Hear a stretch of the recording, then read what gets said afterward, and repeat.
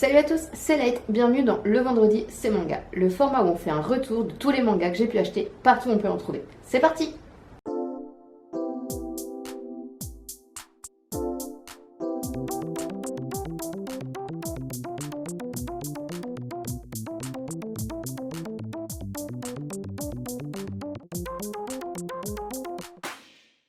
Est-ce que ça vous est déjà arrivé d'entrer dans une librairie, de trouver un manga que vous ne connaissez pas, de le prendre en main, de le feuilleter, de vous dire qu'il a l'air assez sympa, mais que vous n'allez pas le prendre tout de suite. D'abord vous faites votre petit tour, vous prenez tous les mangas que vous aviez prévu d'acheter, et ensuite vous faites demi-tour pour prendre le dit manga. Sauf qu'à ce moment, il est plus en rayon.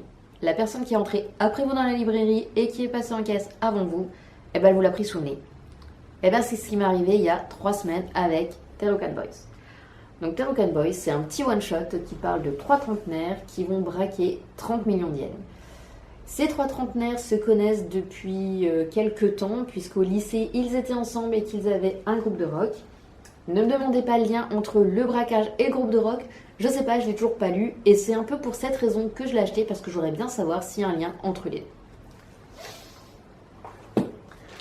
On va continuer avec un manga qui a piqué ma curiosité à cause d'une phrase qui a été dite par une chroniqueuse dans un podcast. C'était le volume 1, c'est comme si ton cerveau passait à la machine à laver tellement il y a d'action dedans. J'étais vraiment curieuse de ça. Donc, le même jour, je crois, ou en tout cas la même semaine, je suis allée chercher le tome 1 de Versus. Et bien évidemment, je ne me suis pas contentée de l'édition classique, j'ai pris l'édition collector avec la jaquette surprise, que je suis pas sûre que ce soit une bonne surprise parce que comme il y a des jaquettes plus ou moins rares, qu'il y a 13 jaquettes en tout, si ça se trouve, je risque de tomber sur une jaquette qui est pas oufissime du tout et d'être déçue. Bon après, c'est pas grave, j'aurais connu le lavage de cerveau en machine à laver. Voilà.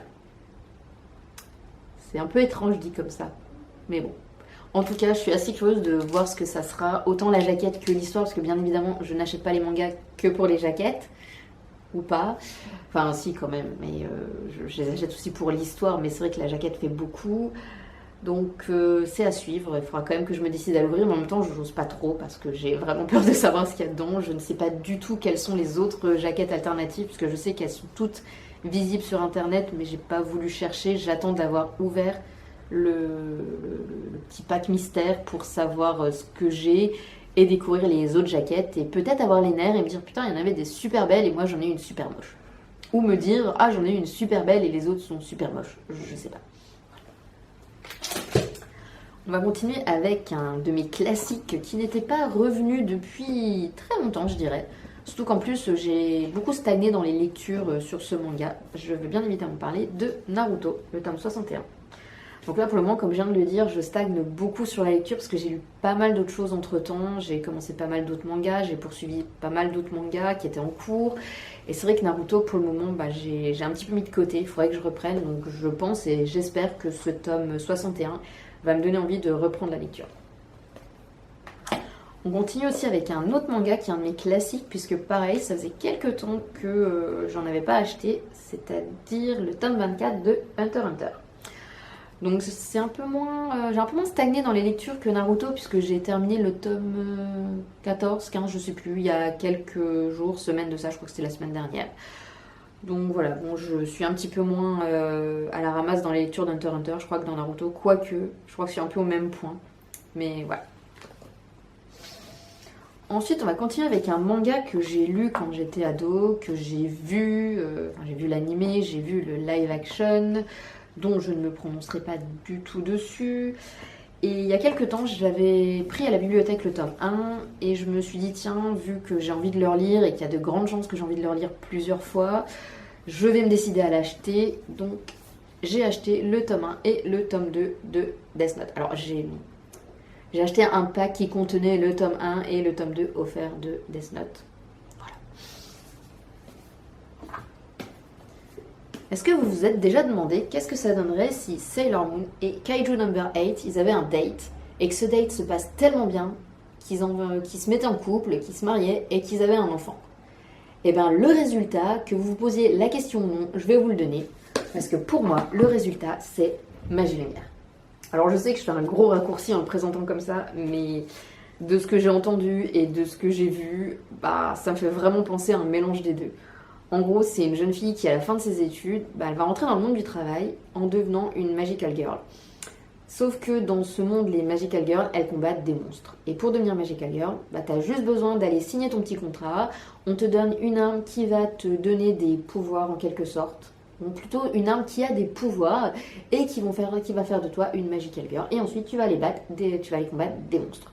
Ça a l'air un petit peu barré comme ça. Je sais que je fais un gros raccourci encore plus barré. Et peut-être que je me trompe et que je suis très mauvaise langue en disant ça. Mais après, pour moi, quand je le compare à Kaiju et à Sailor Moon, c'est pas du tout péjoratif. Au contraire, j'ai trouvé ça assez marrant. Donc j'ai hâte de voir si mon billet est vrai ou pas. Ensuite, on va continuer avec un manga que j'achète toutes les semaines en ce moment. Mais je suis plus trop à jour dans les lectures puisque comme j'ai dit juste avant, j'ai lu pas mal d'autres choses entre temps. Donc j'ai acheté le tome 7 de Dandadan. Donc au niveau des lectures, comme je viens de le dire, je suis pas à jour, je dois être au tome 5 je crois. Quoique je crois que je suis quand même au tome 6, je sais plus. Donc au final, c'est un peu des montagnes russes Dandadan. Et en fait là, j'accroche de plus en plus parce que l'histoire elle s'étoffe. Il y a beaucoup de choses qui se passent, il y a des nouveaux personnages qui arrivent, il y a des nouvelles intrigues qui se dessinent. C'est assez sympa, bon, c'est toujours aussi drôle, hein. Il y a toujours des petits trucs qui font que on a des barres de rire en le lisant. Voilà, donc c'est pour ça que je continue parce que c'est un manga qui me fait beaucoup rire. Le soir, c'est la lecture un peu facile, il n'y a pas besoin de se retourner le cerveau. Et on va terminer avec le tome 13 de Spy Family. Alors oui, je suis pas du tout à jour dans les lectures et je passe, le dernier tome que j'ai acheté, je crois que c'est le tome 9, je passe du tome 9 au tome 13. Mais en fait, c'est parce que j'étais plutôt hypée par la jaquette. Bon, ce qui me freinait de l'acheter, parce que elle est sortie il y a quand même 2 semaines déjà, mais ce qui me freinait de l'acheter, c'était le fait que elle coûte un peu un bras quand même pour juste une jaquette alternative. 2 porte-clés et 3 marque-pages, je paye quasiment le prix de 2 mangas, je trouve que c'est un petit peu abusif. Mais au final, je l'ai quand même acheté parce que je la trouvais trop belle, même si elle risque un petit peu de faire tache au milieu des autres jaquettes sur fond vert avec les personnages dans leur petit fauteuil. Mais au final, je me suis rendu compte qu'on avait les 2 jaquettes, c'est pas une jaquette qu'on retourne, c'est vraiment il y a 2 jaquettes. Alors on le voit pas forcément parce que de toute façon je l'ai pas encore ouvert. Mais il y a vraiment 2 jaquettes dedans. Donc au cas où, si je veux garder une homogénéité dans la mangatech et avoir le même dos, j'ai juste à changer de jaquette, quoi. Enfin, voilà. Mais en tout cas, je la trouvais vraiment trop belle. Anya avec les petites fleurs de cerisier, comme ça, je trouvais que c'était trop chouette. Donc c'est ça qui m'a convaincue de l'acheter. Voilà. C'était le côté pigeon qui est revenu. Ça fait longtemps. C'est tout pour aujourd'hui et c'est déjà pas mal. Et de toute façon, je vois que depuis à peu près 2 ou 3 minutes, il y a la petite icône de batterie de la caméra qui clignote. Donc ça me fait dire qu'il est temps de s'en arrêter là. De toute façon, même la caméra dit il faut s'en arrêter là. Donc je vous dis à la semaine prochaine pour un autre Le Vendredi, c'est manga. Salut! Bon, même si je sais que la caméra risque de couper en plein milieu de ma phrase, je me suis dit qu'il fallait quand même que je vous remercie pour regarder les vidéos jusqu'au bout, pour les j'aime, pour les abonnements, pour les commentaires. Ça me fait toujours aussi plaisir de découvrir tout ça. Ça m'encourage à continuer, à proposer peut-être d'autres contenus puisqu'il y a des autres choses qui sont en préparation, toujours bien évidemment autour du thème du manga. Et vraiment, je vous remercie de tout ça, de tout ce soutien. Ça me fait extrêmement plaisir.